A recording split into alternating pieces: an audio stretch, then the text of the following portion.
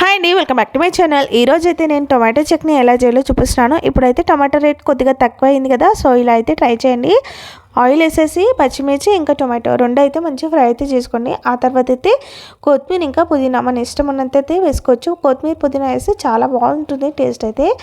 ఆ తర్వాత అయితే కొద్దిగా చింతపండు అయితే వేసుకోండి. చిన్న నిమ్మకాయ సైజ్ అంతా చింతపండు ఇంకా జీలకర్ర వేసేసి ఇంకొంచెంసేపు అలా ఫ్రై చేసుకోండి. ఇది మంచి ఫ్రై అయ్యాక ఇంకా దీన్ని స్టవ్ ఆఫ్ చేసేసి చల్లారనివ్వాలి. ఇందులో కొద్దిగా పసుపు కూడా వేయండి.